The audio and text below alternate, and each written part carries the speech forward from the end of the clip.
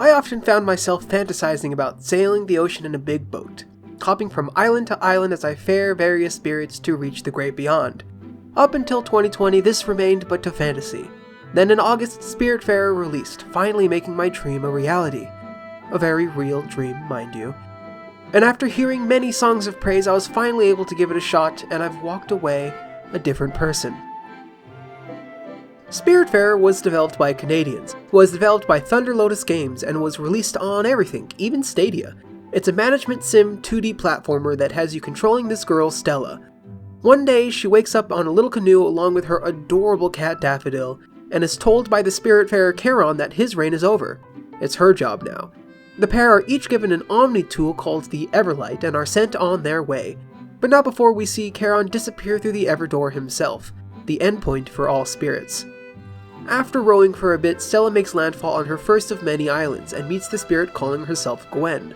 Gwen is a tall deer who apparently knows Stella, the two having been good friends before coming to this realm, and leads the pair to an abandoned boat at the other side of the island. After all, every good Spiritfarer needs a boat to fare spirits with.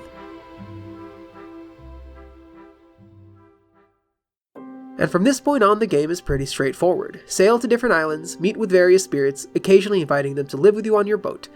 Sailing is as easy as clicking a spot on the map, the boat handles the rest. While she's waiting, Stella can run and jump around the ship doing various tasks.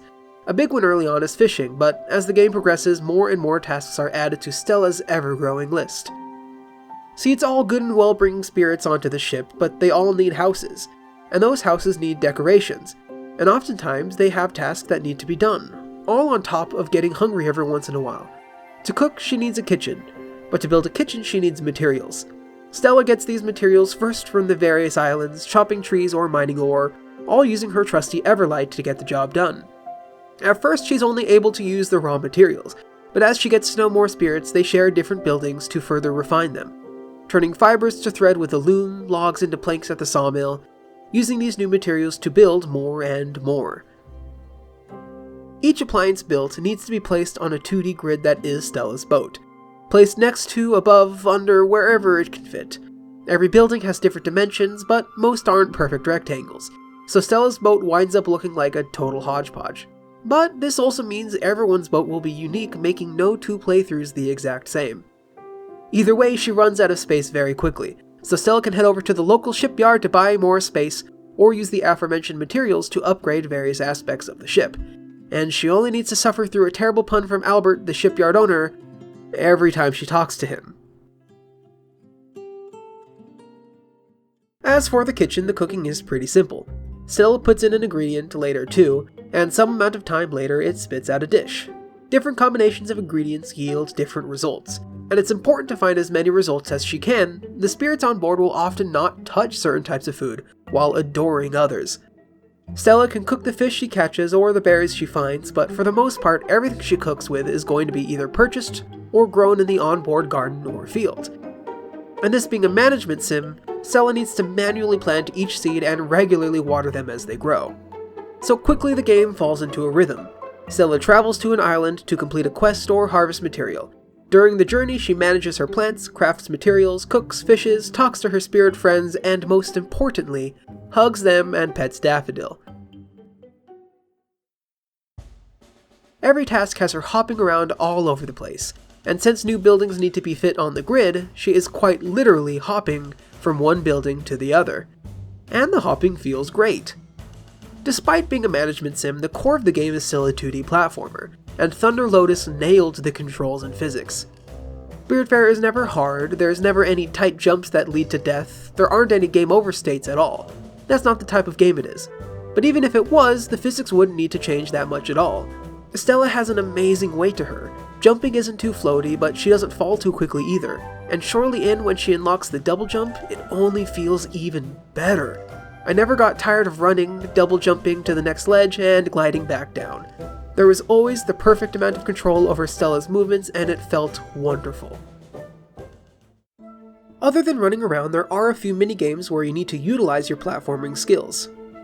Most spirits unlock a new event where Stella needs to jump around the ship and usually touch a thing to collect it. The things she touches usually give Glims, this world's currency, with the occasional special crafting item too. And again, this game is not punishing. If Stella doesn't touch too many things, she just doesn't have as much money or as many items. These events range from getting struck by lightning to collect the bolt in a bottle, or jumping into flying jellyfish. They're all pretty fun, none are that stand out, but they do break up the pacing of the game well, and it's always fun to jump around a bit more.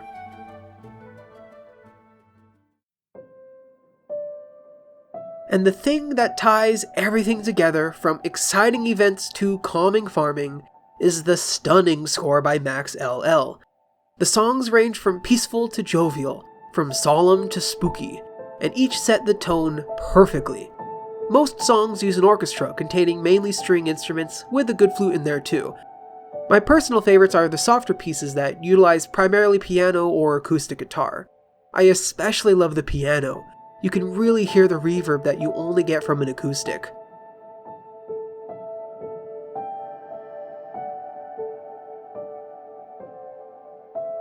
Not to mention the main theme, the leitmotif if you will, is excellently utilized. In peaceful moments it's calm, in exciting moments it's rushed, in sad moments it's soft and sporadic.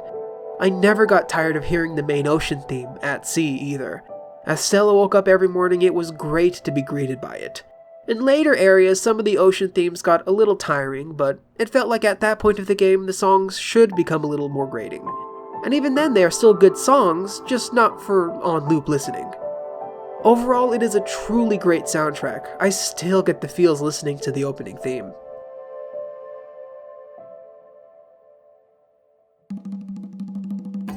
I need to add a slight word of warning here. I can't speak to how it runs on other platforms, but on Switch, I did have a couple issues. On both handheld and docked, I got some frame rate trucking, especially whenever the camera zooms out or there's a lot of things to touch during events.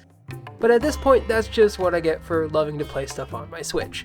A bigger issue I noticed was whenever I was playing for longer, multi-hour sessions, more things would start happening. Sometimes character sprites would glitch out, UI elements would sometimes disappear, and a couple times the spirit I needed to talk to just wasn't there anymore. To fix, all I had to do was save and quit, but a couple times when I didn't, I did have a couple hard crashes, and it's never fun to have the game crash when you're finishing the final cutscene of the game just before the credits appear. So be warned, keep your play sessions shorter, and save and quit whenever glitches start to happen.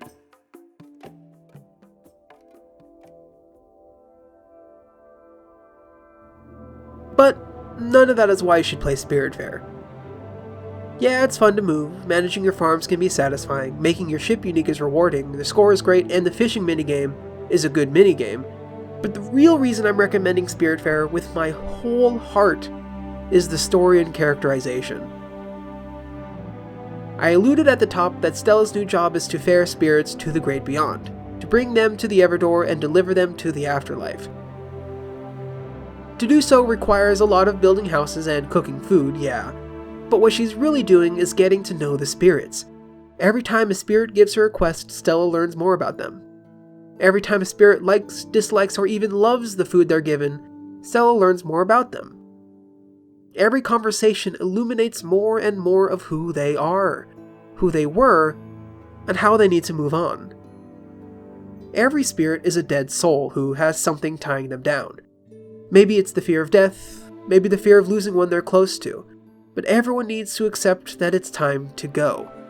Stella helps them along, finishing any last requests they couldn't get to whilst still living. One moment that really stuck with me. One of the spirits, the lovable frog named Atul, has requested Stella to bring him a specific type of food. It took Stella a while. She didn't know where to get pork yet, none of the shopkeepers she'd met had sold it. Every few days Atul would remind Stella, "Hey Sprout, I could really go for some pork chops." But she would just continue with her current task. Then finally, she found a shopkeeper who sold it. Elated, Stella rushed to the kitchen and whipped up as many pork chops as she could carry. Atul was ecstatic. They were exactly what he wanted, and reminded him of a specific time and place from his past. After regaling Stella with the story of his life, he turns to her and says that he does not remember the face of his daughter anymore. His own daughter, lost to his memory, stuck in limbo for too long. When they're ready to go, the spirit will give Stella one last quest. Take me to the Everdor. Stella is never forced to take them. The onus is entirely on her, and by extension, on me. There was a moment, a few hours in, where I took a week or so off from playing. Everyone was living happily on the boat. Everyone got along well enough. What if I never played again? What if I let Stella live with a few of her friends forever? Gwen is the first spirit who is ready to move on, and Stella needs to take her if she wants to help any other spirits. Stella can't get pork for a tool unless I learn how to say goodbye. During a solemn canoe ride, Gwen gives a beautiful soliloquy, and with one last hug, she's gone. Flowers blooming where she once slept. As you play, Stella learns more about every spirit she crosses, and you learn more about Stella. You learn of her past relations to the spirits, and how she got here in the first place. Every spirit's life was filled with death. Stella's life was filled with death, as our own lives are filled with death. Spiritfarer takes this at face value, takes it as a lesson, one that it hopes to teach us all how to move on, and to find joy even in the darkest of places.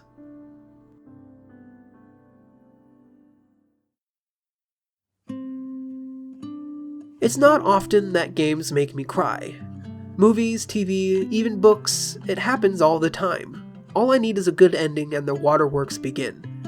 But games, for a myriad of reasons, don't get me as much. Spiritfarer? Spiritfarer got me. I give Spiritfarer a just the cutest little fluff ball out of 10.